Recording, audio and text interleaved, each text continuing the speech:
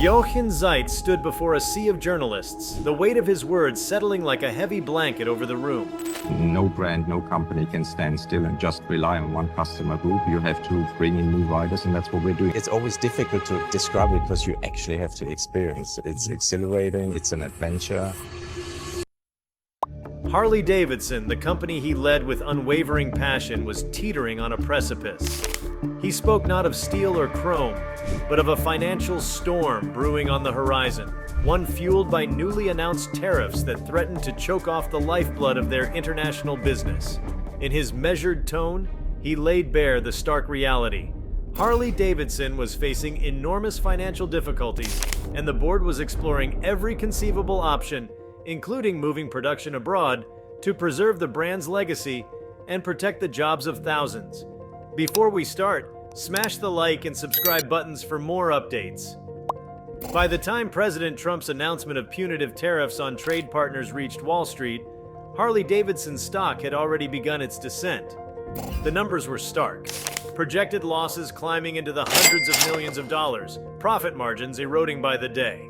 Zeitz, who had steered the company through the peaks and valleys of the global market, knew that this was no ordinary setback. The tariffs, conceived as a means to bolster domestic industries, would instead make American-made motorcycles prohibitively expensive for customers in Europe, Australia, and Asia, markets that now accounted for nearly a quarter of Harley's revenue. The implications were far-reaching. Dealers in Germany, already grappling with shifting consumer tastes toward electric vehicles and younger demographics, braced for another blow. In Australia, where Harley Davidson's heritage had found an eager following since the 1970s, importers faced the prospect of marking up bikes by thousands of dollars just to offset the new duties. In China, where the brand had tentatively begun to re-establish itself after a rocky patch, the increase in cost threatened to derail fledgling growth plans altogether. Everywhere Zeitz turned, conversations with regional executives echoed the same fear. Sales would plummet, inventories would stagnate, and fixed costs would become untenable. For Zeitz, the decision to consider relocating production beyond U.S. borders was not taken lightly. He had long viewed Harley Davidson as an American icon, its roar synonymous with freedom and the open road. To even contemplate building motorcycles overseas felt like a betrayal of the company's roots. Yet the numbers told a different story. Domestic manufacturing costs, already high due to labor expenses, regulatory requirements, and supply chain complexities, were now compounded by the looming tariffs. At current projections, the cost of a Harley shipped from the Wisconsin factory to Europe would rise by nearly 30%. Consumers accustomed to planning for upgrades and accessories would find themselves priced out of the market. Behind closed doors, the boardroom debate grew heated. Some directors argued that absorbing the cost hit was essential to maintain brand integrity.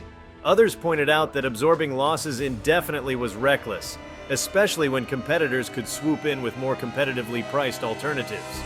European marques like BMW and Ducati were already capitalizing on American tariffs by emphasizing their local production. A wave of smaller boutique builders in Asia leveraged nimble manufacturing setups to undercut traditional players. For Harley Davidson to stand still while the landscape shifted around it risked turning a storied institution into a footnote. In Midtown Manhattan, institutional investors sharpened their knives. Hedge funds, smelling blood in the water, began to short Harley's shares. Analyst reports, once glowing with praise for Zeitz's turnaround strategy, now peppered their pages with cautionary tales of supply chain vulnerabilities and geopolitical risk.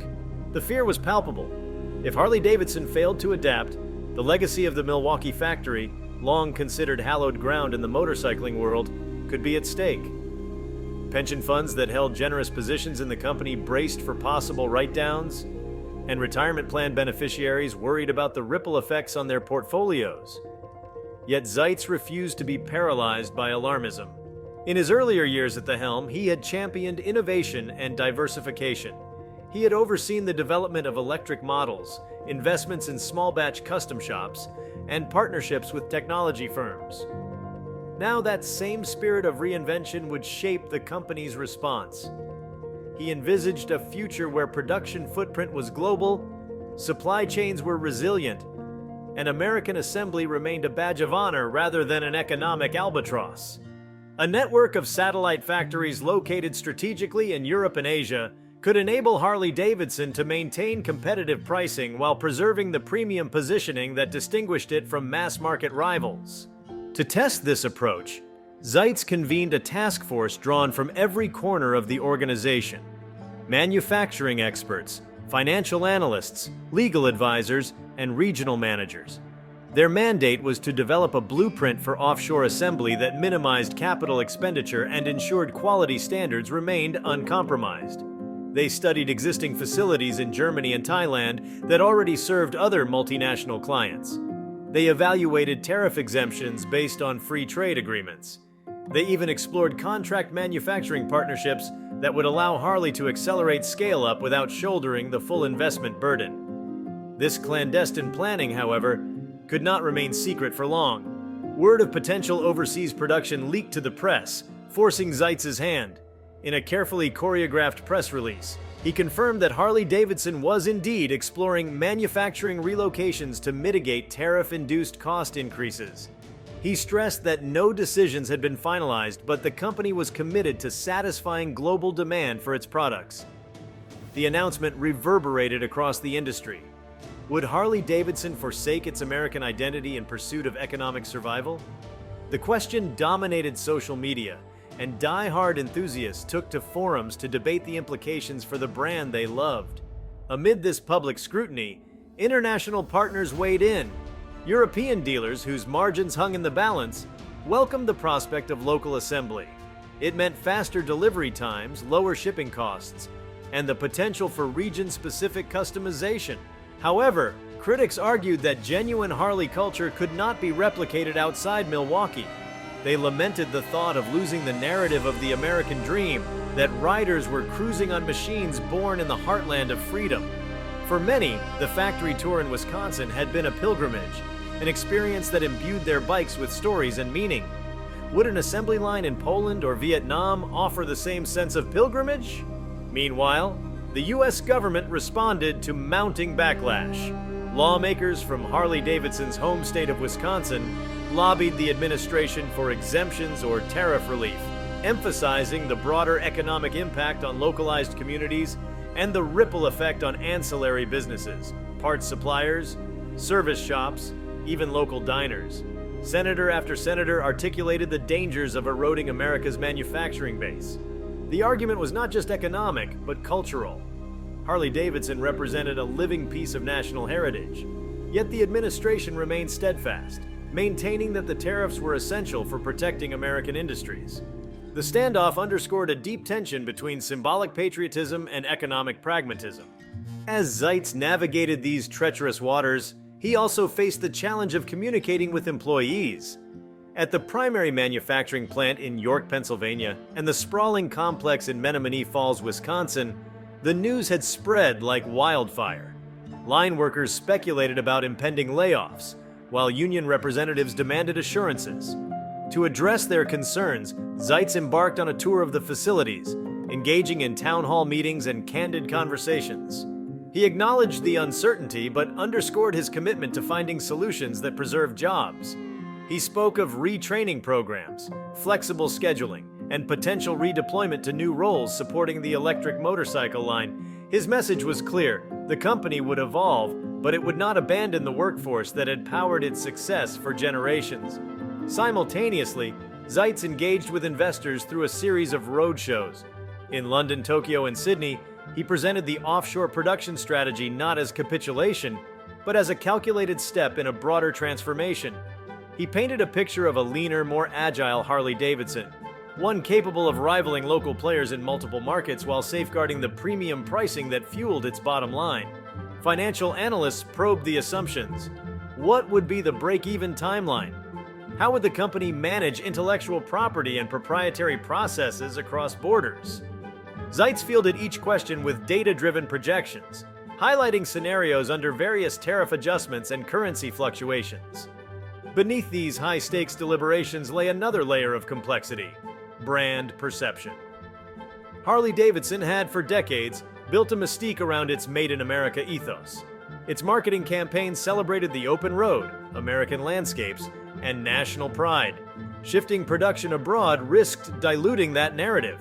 Zeitz tasked his marketing team with crafting a new storyline, one that emphasized Harley Davidson's global community of riders, its commitment to craftsmanship regardless of geography, and the blend of tradition and innovation that defined its DNA. They envisioned a campaign featuring stories of riders from disparate cultures, united by their love for the brand's heritage and their eagerness to ride into the future. The morning light filtered through the tall windows of Harley Davidson's global headquarters as Jochen Zeitz returned to his office, the weight of the coming announcement still hanging in the air. His thoughts turned to the engineers poring over assembly line schematics, the marketing team refining brand narratives, and the legal department deciphering the fine print of international trade agreements. He recognized that the true challenge lay not in any single component of the plan, but in orchestrating a seamless transition across continents, cultures, and corporate mindsets. It was one thing to decide on offshore manufacturing. It was another entirely to ensure that every motorcycle, whether assembled in Milwaukee or abroad, carried the same soul. To achieve this, Zeitz championed a program he termed Project Heritage, designed to bind every production site under a single unifying standard. The first step involved exporting master craftsmen from Wisconsin to partner facilities in Europe and Asia. These artisans, steeped in Harley Davidson tradition, would train local workers in every nuance of frame welding, engine assembly, and paint finishing. They would instill not just technical skills, but an understanding of the Harley ethos, attention to detail, respect for materials, and reverence for the rider experience. In exchange, the company sought insights from overseas operators on lean manufacturing techniques and advanced automation practices, forging a two-way street of knowledge transfer. Meanwhile, Zeitz recognized that supply chains needed to become both shorter and more diversified. Relying on a handful of U.S. suppliers for critical components exposed the company to risk. Any disruption, be it a natural disaster, labor strike, or regulatory setback, could halt production worldwide. In response, the procurement team embarked on what Zeitz called Source Global Manufacture Local. They forged relationships with credible parts manufacturers in Europe and Southeast Asia, ensuring that items such as wheels, brakes, and electrical systems could be produced closer to the final assembly point.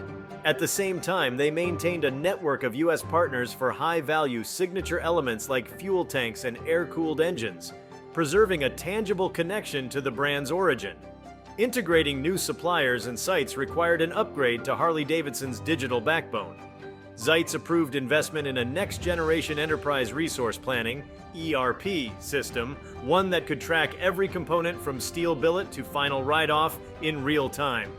Advanced analytics modules would monitor quality metrics, production yield, and logistical performance, flagging deviations with predictive alerts.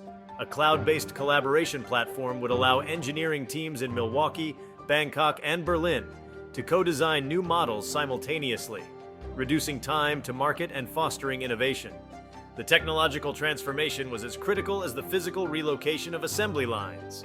Without it, decentralization risked fragmentation and inefficiency. As these internal initiatives accelerated, Zeitz also confronted the softer, more human dimensions of change. A shift of manufacturing operations overseas could stoke resentment among American workers and local communities who might feel cast aside in favor of cheaper labor. To address this, he launched the Commit to Community outreach campaign. Harley-Davidson pledged to invest in retraining programs for U.S. employees, offering certification in advanced manufacturing, robotics maintenance, and electric vehicle technology. The company collaborated with local vocational schools and technical colleges to create pipelines for displaced workers to transition into roles in supply chain oversight, quality assurance, and electric drivetrain assembly. In Wisconsin and Pennsylvania, where thousands relied on Harley-Davidson plants for their livelihoods, local officials welcomed the initiative but remained wary. Zeitz traveled to small towns to meet mayors, business leaders, and union representatives. He listened as they voiced fears of economic decline, of main streets losing foot traffic, and of families uprooted by sudden unemployment. He acknowledged these concerns without sugarcoating the reality. Market forces were shifting, and adaptation was imperative for survival. Yet he vowed that Harley Davidson's commitment to America would endure. North American production would continue unabated for domestic buyers and for special edition models, while overseas sites would cater to export markets. The goal was never to abandon the heartland, but to let it beat alongside a broader global body. While Zeitz labored to secure Harley-Davidson's operational future, the public narrative required careful cultivation. The news cycle churned with speculation about the company's fate. Competitors seized the moment to highlight their own supply chain resilience and local manufacturing credentials. At trade shows, rival brands flaunted bespoke European factories or low-cost Asian production lines, subtly casting Harley as a brand in retreat. To counter this, Zeitz enlisted the company's creative division to craft a multimedia campaign, Born Here, Ridden Everywhere. The series of short films and digital vignettes would trace a motorcycle's journey from concept sketches in Milwaukee to assembly halls in India, China, and Germany, before it finally hit the open road in any number of far-flung locales. The message, Harley-Davidson, was no longer confined by geography, but its spirit remained unbreakably American. High-profile ambassadors were tapped to lend their voices. Legends of the riding community, longtime Harley veterans and rising young influencers shared their stories of crossing borders and forging connections through shared passion. Footage of cultural festivals, dawn rides in remote villages, and custom bike shows illustrated the exhilarating diversity of the global riding fraternity. Social media engagement soared as owners posted photos of their rides in the Sahara, the Australian outback, and the Scottish Highlands, each tagged #Born Here, Ridden Everywhere. Zeitz monitored these grassroots echoes with satisfaction. Each tagged photo was a small triumph in reshaping perceptions. Yet, progress was not linear. Early test runs in the new German facility revealed unexpected quality control issues. Subtle alignment tolerances missed during welding that only veteran Wisconsin inspectors could catch. Similarly, paint finishes in Thailand required local adaptation to high humidity and temperature, demanding revised curing processes. Each hiccup risked undermining the brand's promise of unwavering quality. Zeitz responded by deploying rapid response quality squads, cross-functional teams empowered to diagnose and remedy issues within 48 hours. These squads, comprising engineers, material scientists, and master craftsmen, traveled between sites, standardizing best practices and embedding them into each plant's culture. Simultaneously, the electric motorcycle division experienced its own set of challenges and opportunities. Zeitz had foreseen electrification playing a pivotal role in Harley-Davidson's future, both as a hedge against fluctuating fuel regulations and as an entry point for younger riders. The live-wire model, originally developed in the US, required adaptation for different voltage standards in Europe and Asia. Battery pack suppliers, largely concentrated in East Asia, offered cost advantages but raised concerns about intellectual property protection. Zeitz's team negotiated joint ventures with established battery manufacturers, securing technology-sharing agreements and license arrangements that protected Harley-Davidson's proprietary software and thermal management systems. The result was a next-generation live wire, assembled in both Wisconsin and a pilot line in Shanghai, tailored to local regulatory requirements and charging infrastructure. As these technical and operational elements coalesced, Zeitz turned his attention to financial stewardship. The initial capital outlay for new facilities, ERP upgrades, and workforce retraining was substantial. To finance the expansion without over-leveraging the balance sheet, the company pursued a hybrid approach of internal cash reserves, investment-grade bond issuance, and targeted asset sales. Underperforming real estate holdings, older warehouses located far from major logistics hubs, were sold or repurposed into mixed-use developments, with proceeds reinvested into modern, purpose-built factories. Zeitz's finance team also renegotiated loan covenants to align with new key performance indicators tied to global throughput, quality metrics, and sustainability goals. The refinanced capital structure balanced debt maturities over a 10-year horizon, giving the company breathing room to absorb early transition costs. Investor reaction to the plan was cautiously optimistic.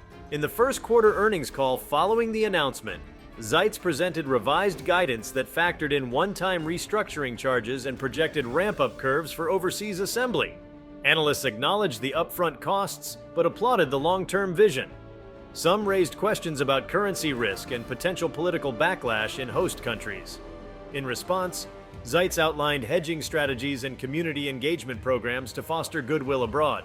The stock, which had languished near multi-year lows amid tariff fears, found firmer footing as confidence in the plan grew.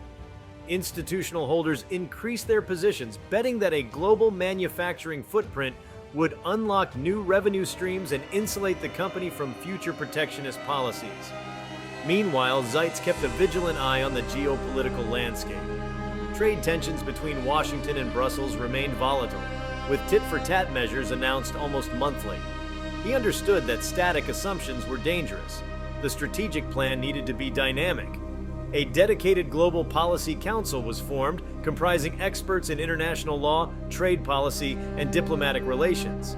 They monitored treaty negotiations, tariff schedules, and political developments, ready to recommend adjustments to production allocations or supply chain configurations at a moment's notice. By institutionalizing real-time policy intelligence, Zeitz ensured that Harley Davidson would be nimble enough to shift production volumes, source critical components from alternate suppliers, or apply for tariff deferrals when new measures came into play. The human dimension continued to demand careful stewardship. In an unprecedented move, Zeitz established an employee advisory forum that included representatives from every tier of the organization: line workers, plant managers, union delegates, and corporate staff. This body met quarterly to review progress on the transition, voice concerns, and propose improvements. Zeitz personally attended the inaugural session, fielding questions about job security, career path options, and the company's cultural identity. The dialogues were candid, occasionally tender, but ultimately constructive. Workers saw that their voices mattered, and that the company was committed to co-creating the future, not dictating it from a distant boardroom. As the first bicycles rolled off the line in the German facility, Zeitz took a moment to watch them. Gleaming black and chrome sportsters, indistinguishable at a glance from their Milwaukee-made counterparts. A sense of relief washed over him, tempered by the knowledge that the real journey was just beginning. He reflected on the lessons learned, the importance of transparent communication, the necessity of blending tradition with innovation, and the power of a shared sense of purpose that transcended national borders. As Harley Davidson embarked on its reshaped global journey, attention turned to sustainability as a core pillar of growth. Zeitz believed that environmental responsibility was not merely a regulatory obligation, but a strategic differentiator. He convened a sustainability council charged with reducing the company's carbon footprint across manufacturing, logistics, and end-of-life vehicle management. The council set ambitious targets. By 2030, half of all motorcycles sold would feature electrified powertrains or hybrid technology, and global operations would achieve carbon neutrality through energy efficiency, renewable sources, and carbon offset partnerships. To meet these goals, Zeitz greenlighted investments in solar installations at manufacturing sites in Wisconsin and Pennsylvania and supported the procurement of wind energy credits.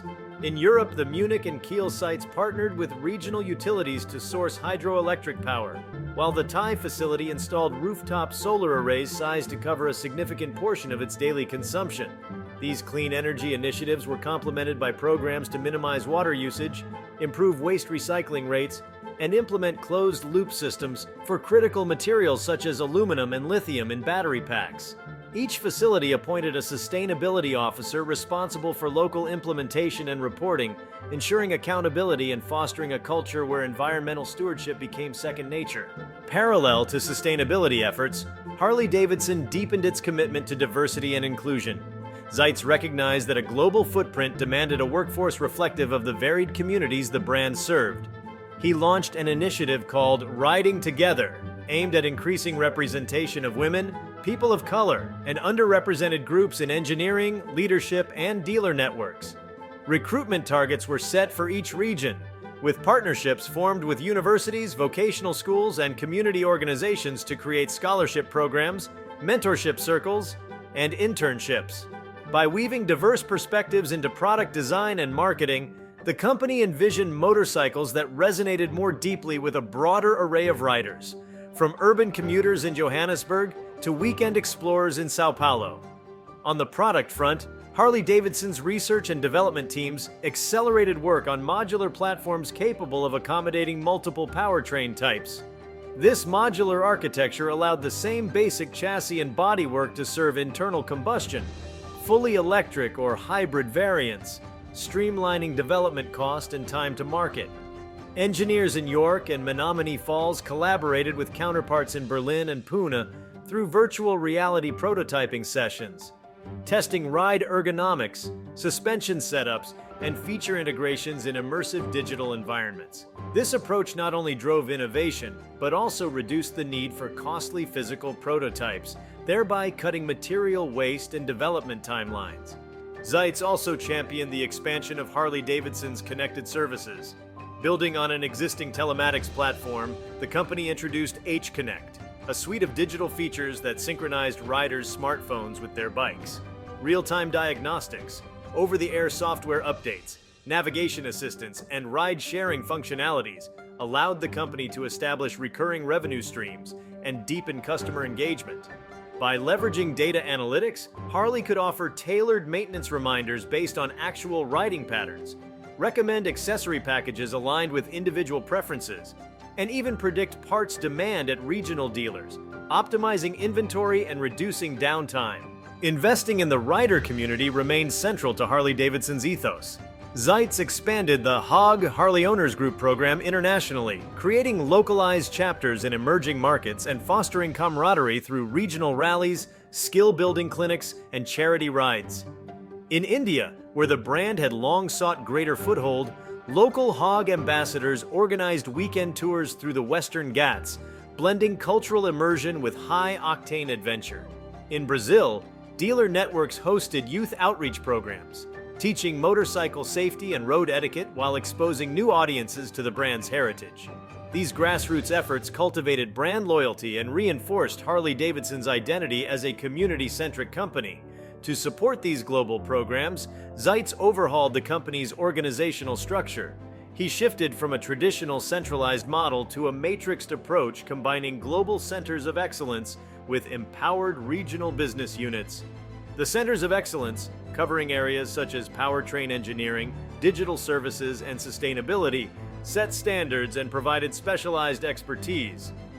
Regional units in EMEA, APAC, and LATAM held profit and loss responsibility for their markets, granting autonomy to tailor products, marketing, and supply chains to local tastes. This hybrid governance model aimed to balance global coherence with regional agility, ensuring that strategies remained relevant in diverse socioeconomic and regulatory landscapes. Financially, the balance sheet strengthened as recurring revenues from connected services, licensing partnerships, and rider experiences complemented core motorcycle sales. Zeitz pursued strategic joint ventures in high-growth markets such as India and Southeast Asia.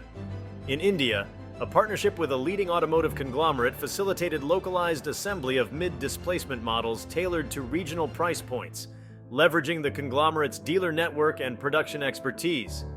Similar alliances emerged in Indonesia and Vietnam, where urban mobility solutions, compact electric cruisers, and cafe racer-style e-scooters found eager early adopters.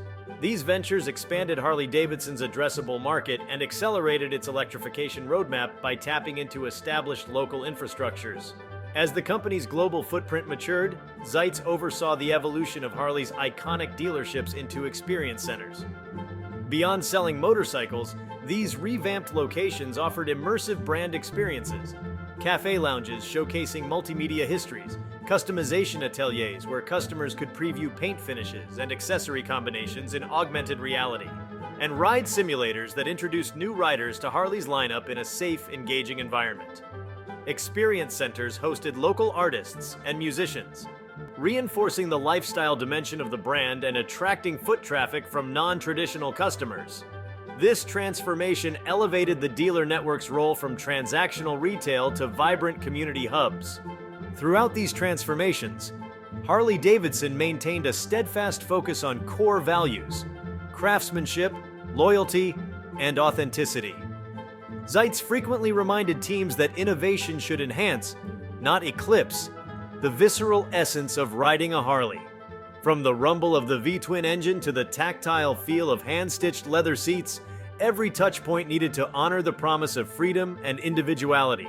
Internal branding workshops reinforced these intangible qualities, ensuring that new employees, wherever they were based, internalized the company's heritage even as they contributed to its reinvention.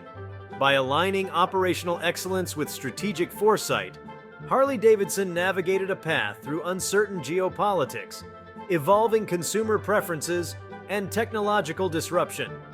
The company's revitalized global network, sustainable manufacturing practices, and digitally empowered rider ecosystem positioned it to seize emerging opportunities across continents.